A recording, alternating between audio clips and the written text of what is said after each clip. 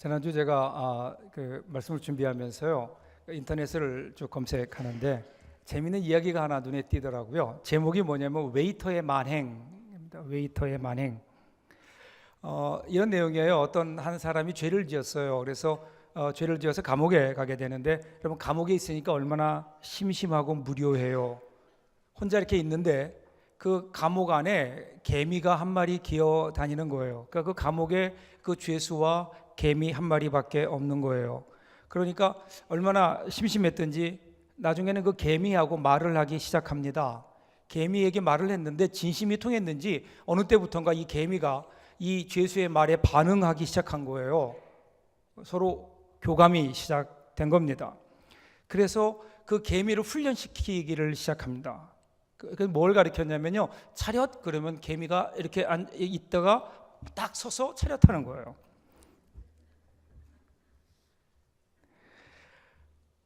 아침부터 저녁까지 계속 그 짓만 하니까 나중에 정말 개미가 차렷 그러면 딱 서서 차렷을 하는 거예요.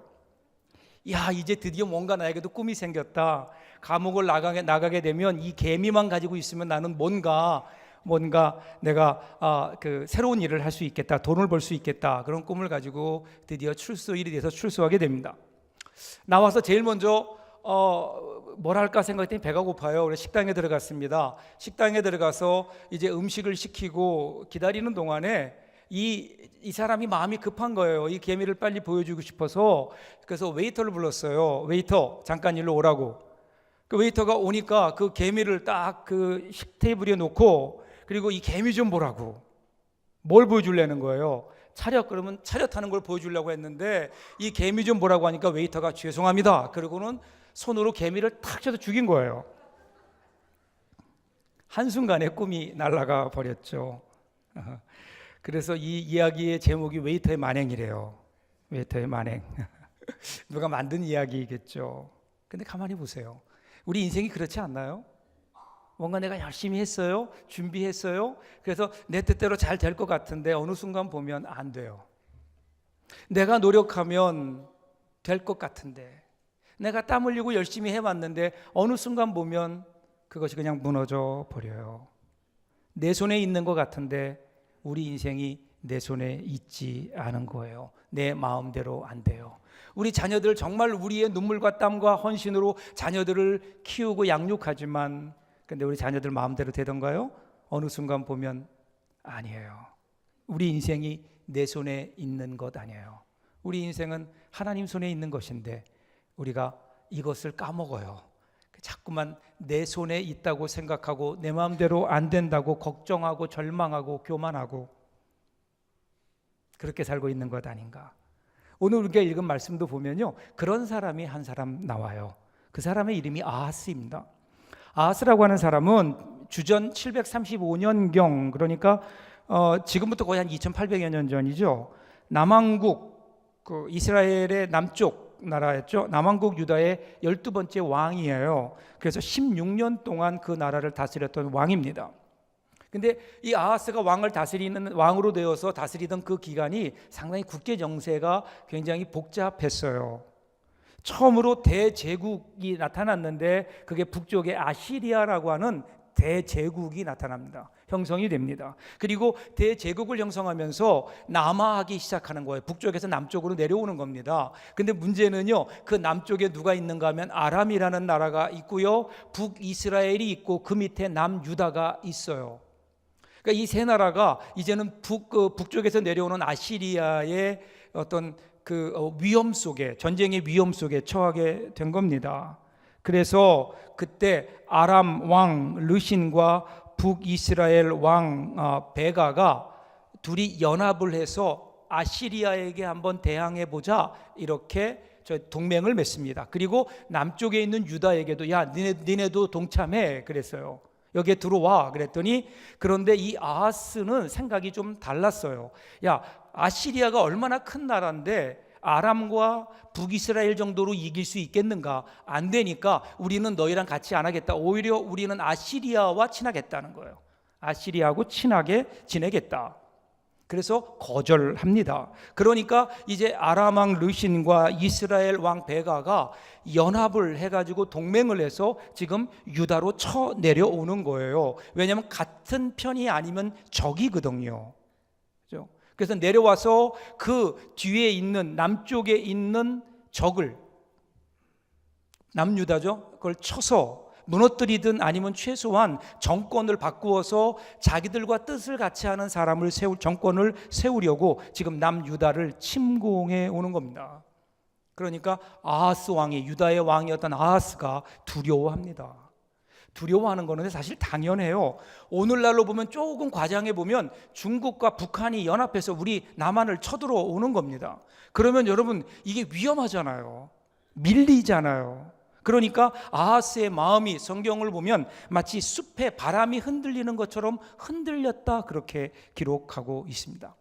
여러분, 왕의 마음이 이러니까 백성들이야 말할 것 없지요. 온 나라가 두려움 가운데 떨고 있는 겁니다. 어찌할까? 그런데 이때 하나님께서 선지자 이사야를 아하스에게 보냅니다. 오늘 우리가 읽지 않았지만 4절에 보면 이렇게 나와요. 그에게 이르기를 너는 삼가며 조용하라. 르신과 아람과 르말리아의 아들이 심히 노할지라도 이들은 연기 나는 두 부직갱이 그루터기에 불과하니 두려워하지 말며 낙심하지 말라. 하나님이 친히 선지자를 보내셔서 지금 위로하시는 거예요. 말씀하시는 거예요. 뭐냐면, 자, 네가 전쟁이 있다고, 위험이 지금 도래했다고 해서 지레 날뛰거나 항복하지 말고 좀 조용히 해라. 삼가 조용히 해라. 그러면서 왜 그러냐면, 야, 그렇게 두려워할 거 없어. 지금 너를 치려고 내려오는 그 두 나라는, 아람과 에브라임은 연기 나는 두 부직갱이에 불과하다. 그러니까 낙심하지 마라, 두려워하지 마라 라는 거예요. 여러분, 부직갱이가 뭔지 아시죠? 부직갱이는 옛날에 아궁이에 불을 뗄 때 사용하던 나무 막대기들이었어요. 나무 막대기 같은 거죠. 제가 어릴 적에도 보면 기억나는 게, 가끔 아궁이에 불을 떼곤 했는데, 그러면 부직갱이를 이용해서 나무를 쌓아놓고 바람이 잘 들어가도록 땔감을 이렇게 들어주죠. 그죠? 들어주면 거기에 바람이, 산소가 공급돼서 불이 잘 타잖아요. 그런데 이 부직갱이가 땔감은 아니지만 불 속에 있다 보니까 그것을 꺼내면 어떻게 돼요? 거기에 불이 붙어 있어요. 그러면 어떻게 하나요? 땅바닥에 쳐서 꺼뜨리죠. 꺼뜨리면 거기서 뭐가 나요? 연기가 나요. 지금 그 상황을 얘기하는 거예요. 지금 저들이 뭔가 대단한 기세로 내려오는 것 같지만, 여러분, 연기 나는 부직갱이를 무서워할 사람이 누가 있어요? 야, 저게 연기가 나고, 그리고 저기에 뭐 불꽃이 있는 거 보니까 대단한 어떤 불이 일어나나 보다, 이렇게 생각하는 사람 없잖아요. 아무것도 아니잖아요. 하찮은 거잖아요. 지금 아람과 북이스라엘이 하나님이 보실 때 연기 나는 부직갱이와 같다는 겁니다. 그러니까 두려워하지 말아라, 이렇게 하나님께서 위로하시는 거예요. 그런데도 아하스는 위로가 안 돼요. 그러니까 하나님께서 9절에서 이렇게 말씀하십니다. 만일 너희가 굳게 믿지 아니하면 너희는 굳게 서지 못하리라 하시니라. 결국 무엇을 지적하시나요? 믿지 않기 때문이다 라는 거예요. 여기 보면요, 믿지 못하면 서지 못한다라는 말은 히브리어로 보면 아주 비슷한 말이 반복되어서 나옵니다. 일종의 워드플레이예요. 믿지 못하면, 그러면 이것은요, 테아미누라는 그 히브리어예요. 서지 못한다, 이 말은요, 테아메누라는 뜻이에요. 단어가 비슷하죠. 이 두 단어가 한 단어에서 나옵니다. 그 단어는 히브리어 아만이라는 동사예요. 아만, 그러니까 생각나는 게 없으세요? 비슷한 게 있죠. 뭐죠? 예, 그거예요. 아멘, 아멘, 아멘입니다.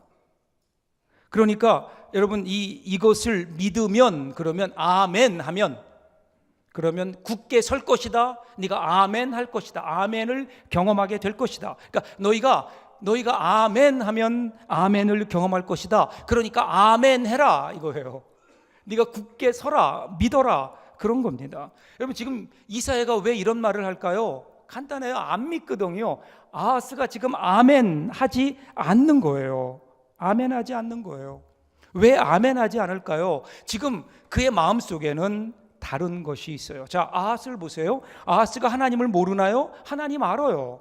이사야 선지자가 와서 말씀을 전할 정도로 그는 하나님을 알고 하나님을 믿고 있는 사람이에요. 하나님 말씀도 알아요. 그 말씀이 들려와요. 선지자가 와서 이야기를 해요. 그런데 문제는 어디 있나요? 아멘 하지 못하는 거예요.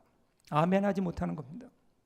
지금 하나님께서 야, 너 내가 누군지 알아? 내가 하나님이야. 온 우주를 창조하고 그리고 지금도 붙들고 운행하고 모든 것들을 인도하고 보호하는 하나님이야. 전능한 하나님이야. 야, 내 앞에서는 아람과 북이스라엘 아무것도 아니야. 그냥 연기나는 부직갱이에 불과해.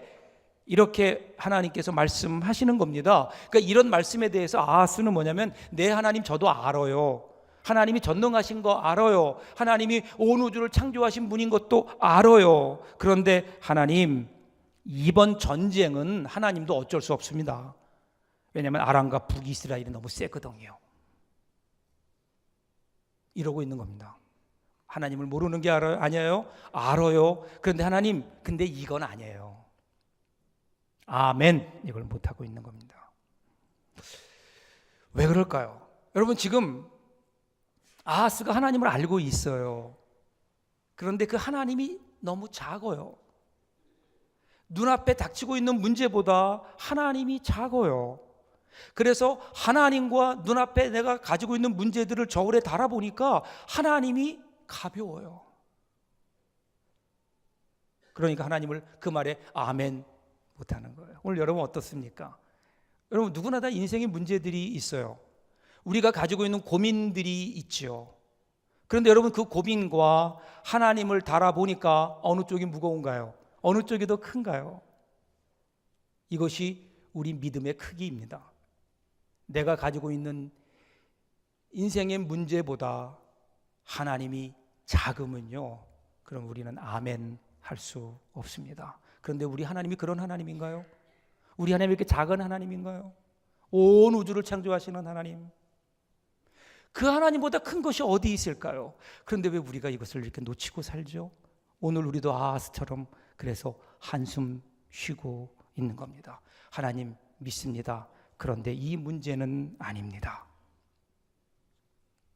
이렇게 하나님께서 확실하게 말씀하신데도 아하스 왕이 믿지 않아요. 그러니까 이제 드디어 오늘 읽었던 본문 우리 10절이에요. 선지자가 이렇게 얘기합니다. 10절 11절 보세요. 여호와께서 또 아하스에게 말씀하여 이르시되 너는 내 하나님 여호와께 징조를 구하되 깊은 데에서든지 높은 데에서든지 구하라 하시니, 이렇게 나와요. 여러분 여기 징조를 얘기해요. 징조는 뭐냐면 하나님께서 직접 보여주시는 어떤 현상들이에요. 여기 보면 깊은 데라고 하는 것은요, 지진이에요.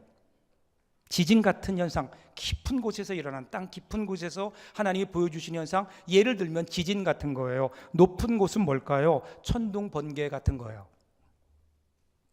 정 못 믿겠으면 하나님께 지진을 구하든지 천둥 번개라도 좀 구해 보아라. 여러분 이 지진, 천둥 번개, 이것은 구약에 보면 특별히 하나님께서 임재하실 때, 하나님이 나타나실 때 나타났던 현상들이에요. 여러분 엘리야, 여러분 기억하시죠?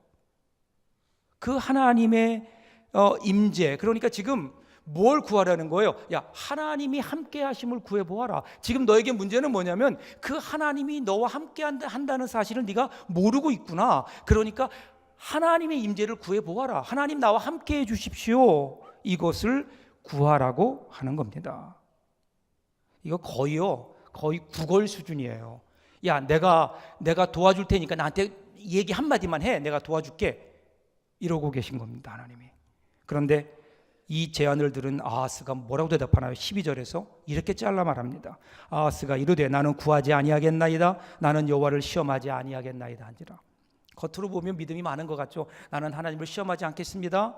그 얘기는 뭐예요? 바꿔 얘기하면 똑같은 거예요. 하나님 귀찮게 하기 싫어요. 하나님도 이 일은 어쩔 수가 없어요. 그러니까 나는 하나님께 구하지 않겠습니다. 그러니까 13절 보세요. 이사야가 이르되 다윗의 집이여 원하건대 들을지어다. 너희가 사람을 괴롭히고서 그것을 작은 일로 여겨 또 나의 하나님을 괴롭히려 하느냐. 하나님을 괴롭게 한다는 거예요. 지금 이 아하스의 태도가 하나님을 괴롭게 한다는 거예요. 뭐가 이렇게 하나님을 괴롭힐까요? 그것은 하나님의 은혜를 거절하는 겁니다. 여러분, 괴롭히게 하는 것 중에요, 가장 악랄한 게 뭔지 아세요? 투명인간 취급하는 거예요. 차라리 못되게 막 못살게 굴면 그런 거 사람으로 인정하는 거잖아요. 그런데 가장 괴롭히는 건 뭐냐면요, 사람을 사람 취급 안 하는 거예요. 한마디로 왕따 시키는 겁니다. 왕따 시키는 거예요. 지금 하나님을 괴롭게 하는 게 뭘까요? 하나 앞에 나와서 좀 구하는 것, 그건 괴롭히게 하는 게 아니에요. 오히려 하나님을 인정하지 않는 거예요. 하나님의 은혜를 구하지 않는 거예요. 그냥 하나님을 왕따 시키는 거예요. 하나님 없이 살아가려고 하는 거예요. 이것이 하나님을 얼마나 괴롭게 하는지 몰라요. 하나님이 불러도 대답하지 않고, 하나님이 은혜를 베풀겠다고 말만 해라, 내가 너에게 다 주겠다 그러는데도 그 앞에서 구하지 않아요. 마음이 닫혀 있어요. 마음이 닫혀 있어요. 하나님을 바라보지 못해요. 그러니까 어떻게 해요? 하나님께서 여기서 그만두시는 하나님이 아니십니다. 14절 보세요. 그러므로 주께서 친히 징조를 너희에게 주실 것이라. 보라, 처녀가 잉태하여 아들을 낳을 것이요 그의 이름을 임마누엘이라 하리라. 징조를 이제는 하나님이, 야, 네가 안 구해? 그러면 내가 직접 줄게, 이렇게 된 거예요. 풍전등화와 같은 유다의 희망의 말씀을 주십니다. 그 희망은요, 한 아기의 탄생으로부터 시작하게 됩니다. 하나님의 약속이 뭐예요? 한 여자가 잉태하여 아들을 낳고 그 아들의 이름을 임마누엘이라 하는 것, 이것이 징조가 된다는 거예요. 왜 이것이 징조가 될까요? 여러분, 여기 있는 한 처녀라고 번역된 말, 이 말을 히브리어의 원어로 보면 하알마라는 거예요. 이 하라는 말은요, 히브리의 정관사예요. 그러니까 바로 그 알마라고 하는 이 말은요, 아이를 낳을 수 있는 능력이 있는 여인, 혹은 결혼 정년기에 있는 여인을 말합니다. 그러니까 여기서 이사야 선지자가 그 처녀라고 얘기할 때 그 처녀는 그 처녀예요. 그 처녀. 그러니까 너가 붙으니까 누군지 바로 그 사람이에요. 그러니까 아는 거예요. 지금 이사야가 아하스에게 얘기할 때 그 처녀 그러면 그래, 아는 거예요. 이사야도 알고 아하스도 알아요. 근데 누구만 몰라요? 우리만 몰라요. 우리는 그때를 살지 않으니까 그 여인이 어떤 여인인지 알 수가 없어요. 학자들 가운데는요, 아마도 그 여인이 아하스의 아내가 아니었을까. 아하스의 아내 가운데 그 아내를 지목하는 거예요. 그리고 지목해서 그 아하스의 너의 아내 알마가 아들을 낳을 것인데, 그죠? 그 아들의 이름을 임마누엘이라 하리라. 왜 그런가 하면요, 여러분, 그 아들이 태어나요. 그리고 아들이 자라나요. 이것은 하나님께서 함께 하신다, 망하지 않는다라고 하는 보장이기 때문에 그래요. 그리고 너의 아들이 그 증거다. 너의 아들이 멸망하지 않는 것, 너의 아들이 앞으로 살아나가는 것, 그것이 증거다. 그렇게 지금 그 징조를 주시는 겁니다. 자, 이게 무슨 말일까요? 아하스가 네가 믿든지 안 믿든지 이제는 상관없다는 거예요. 하나님의 역사는 계속될 것이다. 여러분 잘 보세요. 아하스가 끝까지 하나님 앞에 하나님의 은혜를 구하지 않으니까 하나님께서 그냥 함께 해버리십니다. 너 하나님이 함께 하심을 구해. 그런데 구하지 않아요. 그러니까 하나님께서 어떻게 해요? 그 아하스의 불신앙을 뚫고 내려오셔서 그냥 아하스와 함께 해버리시는 거예요. 그게 임마누엘이에요. 임마누엘. 불신앙을 뚫고 들어오시는 하나님의 은혜. 자, 그 다음에 15절 보세요. 그가 악을 버리며 선을 택할 줄 알 때가 되면 엉긴 적과 꿀을 먹을 것이라, 이렇게 나와요. 말씀이 좀 어려운데 이런 내용이에요. 그 임마누엘이라는 이름을 가진 이제 전쟁 중에 태어난 이 아기의 운명은 어떻게 될까요? 어떻게 된다고요? 전쟁에서 태어났기 때문에 그 아이가 먹지도 못하고 결국 굶어서 죽게 된다? 그렇지 않다는 거예요.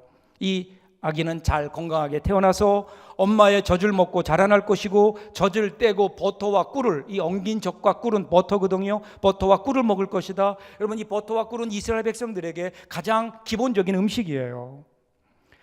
그래서 이 아이가 이제는 자라서 젖을 떼고 어른들이 먹는 음식을 먹을 때, 그때를 어떻게 얘기하는가 하면요, 악을 버리고 선을 택할 줄 아는 때, 이렇게 얘기해요. 아마도 4세에서 5세 정도를 얘기할 겁니다.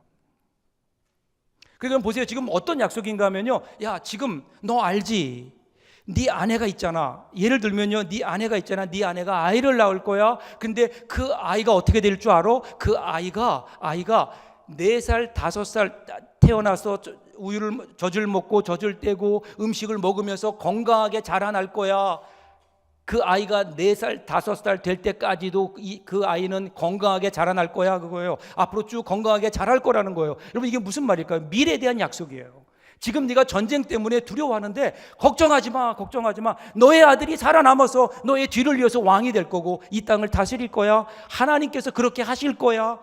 하나님의 함께 하심의 약속이라는 겁니다. 그리고 임마누엘이라고 하는 그 아이가 그 증거가 되는 겁니다. 자, 그러면서 결정적으로 16절에서 이렇게 얘기해요. 대저 이 아이가 악을 버리며 선을 택할 줄 알기 전에 내가 미워하는 두 왕의 땅이 황폐하게 되리라. 여러분, 시간적으로 16절은 15절보다 앞서요. 이 아이가 아직 악을 버리고 선을 택할 줄 알기 이전, 여러분, 아까 제가 악을 버리며 선을 택할 줄 알 때가 거의 4세에서 5세 정도라고 본다면 그 전이니까 뭐 2세, 3세 정도 되지 않겠어요? 그러니까 2세, 3세가 되기 전에 그때쯤 되면 어떻게 된다는 거예요? 자기를 그동안 죽이려고 내려왔던, 전쟁을 벌이려고 했던 두 나라, 아람과 북이스라엘이 어떻게 돼요? 멸망한다는 거예요. 멸망한다는 겁니다. 그리고 이 땅에 평화가 올 거다. 그래서 그 아이가 젖을 떼고 버터와 우유를 먹고 악을 버리고 선을 택할 그 자리까지, 나이까지 자라간다. 그리고 그 아이가 자라나서 너의 뒤를 이어 왕이 될 거고, 그리고 이 땅에 하나님의 나라를 이루어 갈 것이다. 그 아이가 증거다. 그 아이가 너와 함께하는 증거다는 거예요. 자, 여러분 보세요. 하나님께서 지금 보이지 않는 하나님의 임재를 보이는 하나님의 임재로 바꿔버리십니다. 임마누엘. 여러분, 이 임마누엘이 바로 우리 예수님이시잖아요. 임마누엘 극치는 예수님이십니다. 죄 가운데 죽을 수밖에 없었던 우리들, 그러면서도 자기들이 죽는 줄 모르고 이 세상이 다인 줄 알고 살아가던 인류, 우리들을 위해서, 우리가 청한 적 없는데 내려오셔서 우리를 구해달라고 우리는 구한 적도 없는데 하나님께서 우리를 위해서 인간의 몸을 입으시고 이 땅에 오셔서 우리가 아직 죄인 됐을 때에 그리스도께서 우리를 위하여 죽으심으로 우리에게 새로운 생명을 허락해 주시잖아요. 우리와 함께 하시며 우리와 거하시며 우리의 죄를 대신 짊어지시고 십자가에 죽어주심으로 우리에게 새로운 하나님의 은혜, 구원의 은혜를 허락해 주신 하나님 예수 그리스도의 그 은혜, 그것이 여러분 임마누엘 아닌가요? 이것이 임마누엘 은혜입니다. 임마누엘의 은혜. 이 세상의 가장 큰 복이 뭘까요? 하나님이 함께 하시는 것 아닐까요? 그 어떤 다른 것도 아니라 하나님이 함께 하시는. 여러분, 제가 어릴 때를 생각하면요, 떠오르는 노래가 하나 있어요. 생각나는 노래가 하나 있어요. 저희 집이 좀 컸었는데 그 담에는 그 작은 화단이 있었어요. 화단이 있었고 그때 저희 부모님께서는 뭐 장사하시느라고 바쁘셔서 제가 자주 뵙지 못했어요. 그냥 아침에 보고 저녁에 뵙고 뭐 이랬는데 주로 그래서 할머님과 함께 시간을 보냈죠. 그럼 저희 할머님이 봄이 되면 저를 데리고요 화단으로 가셔서 거기에 꽃이도 뿌리고 그리고 화초도 심으셨어요. 그 가운데 기억나는 게 봉숭아를 심어 놓으셨다가 여름이 돼서 봉숭아가 꽃이 피면 그것을 따가지고 제 동생들, 여자 동생 아이들 손톱에 물도 들여주고 그러셨거든요. 그러면서 그때 할머님이 저에게 가르쳐 주신 노래, 할머니와 함께 불렀던 노래가 있어요. 그 노래가 뭐냐면 꽃밭에서예요. 꽃밭에서, 그러면 정훈이의 꽃밭에서요가 아니라 동요입니다. 동요. 여러분 기억하시나요? 아빠하고 나하고 만든 꽃밭에, 그다음 뭐죠? 채송화도 봉숭아도 한창입니다. 그렇죠? 아빠가 맞나요? 메어놓은 새끼줄 따라 나팔꽃도 어울리게 피었습니다. 다 아시네요? 제가 가장 먼저 배웠고 그리고 가장 제 마음속에 따뜻함을 주는 노래예요. 그 노래를 들으면 왠지 마음이 따뜻해져요. 저만 그런 게 아니라 한국 사람 다 그런 것 같아요. 가장 좋아하는 동요 그러면 첫 번째가 고향의 봄, 두 번째가 꽃밭에서. 왜 그럴까? 왜 마음이 따뜻해질까? 생각해 보니까 꽃 때문이 아니었어요. 어린 나이에 무슨 꽃을 알겠어요. 거기에 핀 채송화나 거기에 핀 봉숭아나 그것이 뭐 이렇게 예쁘겠어요. 중요한 건 뭘까요? 아빠하고 나하고 만든 꽃밭이기에 그래요. 함께 만들었던 꽃밭이기에. 여러분, 어린아이들에게는 꽃이 아니라 아빠와 함께하는 것이 행복이죠. 그것보다 더 큰 행복이 어디 있을까요? 그렇다면 여러분, 우리 인생도 마찬가지 아닐까요? 우리 인생 누가 행복한 사람일까요? 어떤 사람이 행복할까요? 남보다 많은 것을 가진 것, 아니면 남보다 더 건강한 것. 중요한 것은 임마누엘의 은혜가 있는가? 우리의 주인 되시는 하나님이 우리와 함께 하시는가? 이 함께 하심을 나도 공유하고 있는가? 이것을 우리들이 임마누엘 하나님의 은혜를 깨달을 때 그때 우리가 무슨 고백을 해요? 다윗처럼 고백하는 거예요. 여호와는 나의 목자시니 그다음 뭐예요? 내게 부족함이 없으리로다. 우리의 목자 되시는 하나님이 우리 가운데 오셔서 우리와 함께 하시며 우리를 인도해 주시는 그 은혜, 그 은혜. 여러분, 우리가 그 은혜를 경험할 때 사도 바울처럼 이렇게 고백할 거예요. 그런즉 이 일에 대하여 우리가 무슨 말하리요? 하나님이 우리를 위하시면 누가 우리를 대적하리요? 자기 아들을 아끼지 아니하시고 우리 모든 사람을 위하여 내어주신 이가 어찌 그 아들과 함께 모든 것을 우리에게 주시지 아니하겠느냐? 여러분, 이것이 오늘 임마누엘의 은혜를 경험한 우리들이 가지는 외침이요 당당함 아닐까요? 뭘 아끼시겠어요? 우리에게 다 주셨는데, 우리 가운데 오셔서 우리의 불신앙까지도 뚫고 들어오셔서 우리에게 모든 것을 다 주신 그 하나님께서 뭐가 아까우셔서 우리에게 주시지 않겠느냐고요. 여러분, 이것이 바로 임마누엘 은혜의 당당함입니다. 오늘 저 여러분들에게 은혜가 있기를 주님의 이름으로 축복합니다. 여러분, 일본의 빙점이라는 소설을 써서 세계적인 베스트셀러 작가가 된 일본의 크리스찬 여류 작가 미우라 아야코라고 하는 분이 있어요. 그분이 언젠가 어떤 한 같은 일본 사람으로부터 질문을 받았다고 해요. 기독교에 대해서 관심이 있는데 기독교에는 불교와 같은 연불이 있습니까? 그러니까 예를 들면 뭐 나무아미타불 뭐 이러한 그 연불이 없습니까? 그때 이 아야코 여사가 이렇게 대답했다고 합니다. 엄밀히 말하면 기독교는 연불이 없습니다. 그러나 그와 비슷한 말은 있습니다. 그것은 임마누엘 아멘입니다. 임마누엘 아멘. 임마누엘 아멘, 그게 무슨 뜻입니까? 그랬더니 그분이 그렇게 대답했다 그래요. 임마누엘은 하나님이 나와 함께 하신다는 뜻이고, 아멘이라는 말은 참으로 그렇습니다, 진실로 그러합니다, 동의하는 말인데 이것은 세계 공통어입니다. 그렇기 때문에 임마누엘 아멘, 임마누엘 아멘 그러면 하나님이 나와 함께 하십니다, 진짜로 그렇습니다, 진실로 그렇습니다, 이런 뜻이 되죠.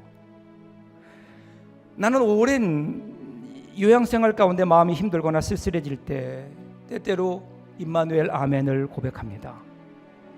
주님이 나와 함께 하신다, 진실로 그렇다, 주님이 나와 함께 하신다. 그러면 그 순간 전능하신 하나님이 정말 내게 오셔서 나를 지켜주시는 것 같은, 나와 함께 하시는 것 같은 경험이, 마음의 평안함이 있고, 나는 그 힘을 가지고 이 세상을 이기며 병을 이기며 살아왔습니다. 고백했다고 합니다. 여러분, 이 임마누엘 아멘, 임마누엘 아멘의 은혜가 여러분들에게 있기를 바랍니다. 여러분, 힘들죠? 어렵죠? 누구에게나 아하스가 가지고 있었던 문제들이 있잖아요. 우리에게 있는 문제들, 그 고난들을 바라보며 한숨 쉬고 있는데 하나님 바라볼 여력조차 없어서 그냥 우리 인생의 문제에 눌려서 짓눌려서 그래서 한숨 쉬고 있을 그때, 여러분 기억하세요. 우리의 한숨을 뚫고 우리의 무력함을 뚫고 우리의 불신앙을 뚫고 우리 가운데 인간의 몸을 입고 오신 임마누엘 되신 하나님, 그분이 우리 가운데 와 계시다고요. 우리의 무력감을 뚫고요, 우리의 인생의 문제를 뚫고 우리 가운데 와서 우리에게 말씀하시는, 내가 너와 함께 있다고 말씀하시는 하나님의 은혜. 우리가 그 은혜 놓치고 있는 거 아닌가요? 우리 가운데 와 계신 그분,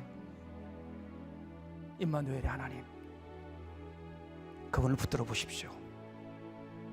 우리 가운데 오신 그분 품 안으로 뛰어들어 보십시오. 저가 내 안에, 내가 저 안에. 모든 것이 주님의 뜻 가운데 이루어지는 아름다운 은혜, 새로운 임마누엘의 세계가 저와 여러분 가운데 펼쳐지게 될 줄로 믿습니다. 기도합니다.